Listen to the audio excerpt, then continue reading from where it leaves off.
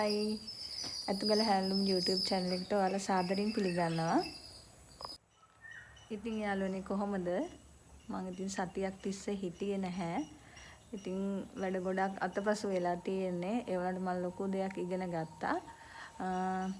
ඉතින් ගොඩක් කට්ටිය මගෙන් අහනවා ගිහිල්ලා මම දැකපු දේවල්, ඉගෙනගත්තු දේවල් අපිත් එක්ක ෂෙයා කරගන්න කියලා. ඉතින් ලංකාවෙන් අපි 30 දෙනෙක් යවුවේ ලංකාව නියෝජනයක් කිරීම සඳහා. ඉතින් අපේ යුතුයකමක් තියෙනවා අපි දැනගත්ත ඉගෙනගත්ත දේවල් මේ ලංකාවේ අනිත් අයත් එක්ක සමාන ශාස්ත්‍රයේ ඉන්න කට්ටියත් එක්ක බෙදා ගන්න.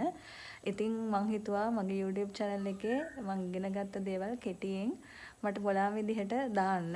ඉතින් අද ඉඳලා මම දිගටම මං ගිහින් එහි දැකපු දේවල්, කරපු දේවල්, ඉගෙනගත්ත දේවල්, හැලුම් ශාස්ත්‍රය සඳහා අපිට යොදා ගන්න පුළුවන් නව තාක්ෂණය මොනවාද කියන ඒවා මට පුළුවන් විදිහට මම කියනවා. ඉතින් ඔයාලට එකෙන් ගන්න දෙයක් තියෙනවා නම් ගන්න. බලන්න page එක, channel එක subscribe කරලා තියාගන්න.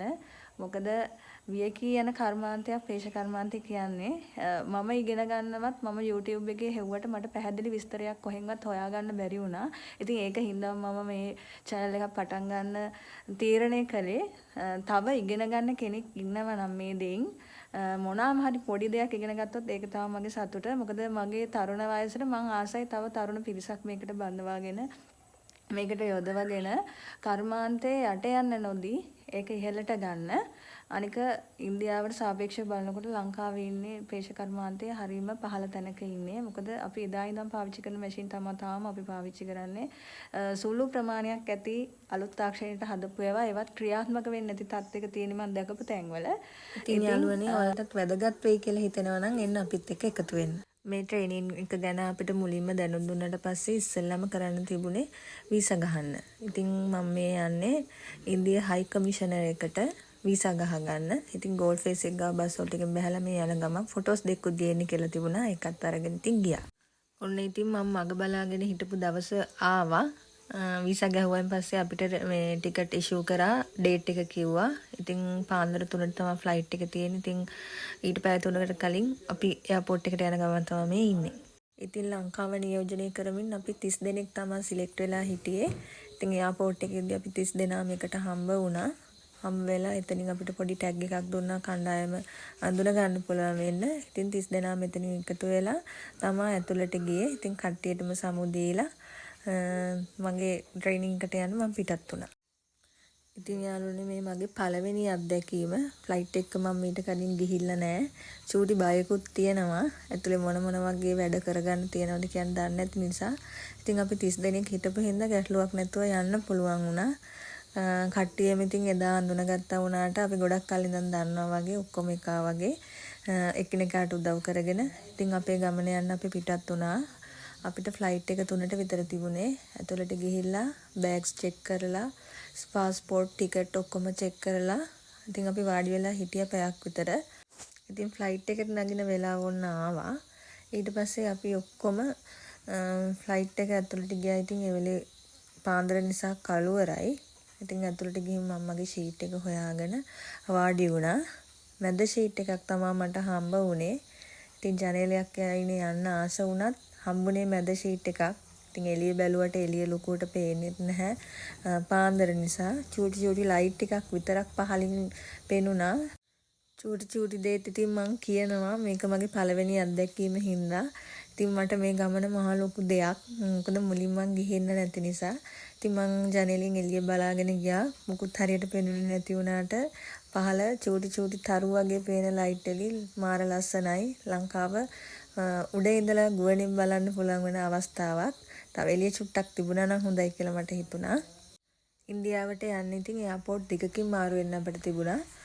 මුලින්ම අපි බැස්සේ චෙන්නයි එයාපෝට් එකකින්. ඒ බැස්සෙත් අපි පාන්දර බැහැලා 5:00 විතර තමයි කොළඹ තූරු වලට අපිට ෆ්ලයිට් එක ආයෙම තිබුණේ. ඉතින් අපි චෙන්නයි එයාපෝට් එකේ චුට්ටක් ඇවිදලා අපි මුලින් බෑග්ස් ගත්තා. බෑග්ස් අරගෙන බෑග්ස් චෙක් කරගෙන අනිත් ෆ්ලයිට් එකට අපි ගියේ. ඒක 5:00ට තිබුණේ. ඉතින් එළිය වැටිලා තමයි යන්න තියෙන්නේ. ඉතින් මේ වෙලාවේ නම් උඩ ඉඳලා අපිට ලස්සන දර්ශනයක් බලා ගන්න පුළුවන් වෙයි. ඉතින් ෆ්ලයිට් එක ළඟට අපි ගියේ යා බස් එකක. යා බස් එකකින් සෙනග ඔක්කොම එතනට අරගෙන ගිහිල්ලා අපි ෆ්ලයිට් එකට නැග්ගා. ඒ නැගලත් සීට් එක හොයාගෙන වාඩි වුණා. හැබැයි මේ වෙලාවේ මට හම්බුනේ ජනේලයක් අයිනේ. මට එහා පැත්තෙන් හිටියේ අපේ ගෙදර ළඟම ඉන්න ආන්ටි කෙනෙක්. ඒ වුණාට අපි කතා බහ කරලා තිබුණේ නැහැ. ඉතින් එයත් එක්කත් විස්තර කතා කර ගියා. අපි ඉතින් උඩ ඉඳලා බැලුවේ ලංකාව නෙමෙයි ඉන්දියාව. ඉන්දියාව කියන රටත් හරිම ලස්සනයි. කොළ පාට ප්‍රදේශයකට තමයි අපි ගියේ. ලංකාවෙන් පිටත් වෙද්දී අපට දැනුම් දුන්නා කොළඹ තුර එයාපෝට් එකට අපි යන්න ඉන්න කැම්පස් එකෙන් කට්ටිය ඇවිල්ලා ඉන්නවා අපි පිළිගන්න කියලා. ඉතින් අපි එතනින් බැස්ස ගමන්ම අපි පිළිගන්න කට්ටිය ඉන්න නිසා බය නැතුව අපි ගියා. අපි ට්‍රේනින් එක ගන්න කැම්පස් එකේ නම මට කියන්න බැරි වුණානේ. ඒකේ නම Sardar Vallabhbhai Patel international textile and management school. ඉතින් අපිට දැනුම් දුන්නා වගේම කැම්පස් එකෙන් කට්ටිය ඇවිල්ලා හිටිය අපි පිළිගන්න චූටි රෝස මලකුත් එක්ක වෙල්කම් කාඩ් එකක් දීලා අපි පිළිගත්තා. ඊට පස්සේ බෑග්ස් ටික ඔක්කොම බස් එකට දාගෙන අපි මේ කැම්පස් එකට යන ගමන් මුලින්ම කැම්පස් එකට නෙවෙයි යන්නේ අපි නවතින හෝටල් එකට. ඉතින් ඉන්දියාවේ ලස්සන පාර යන ගමන් බල ගියා.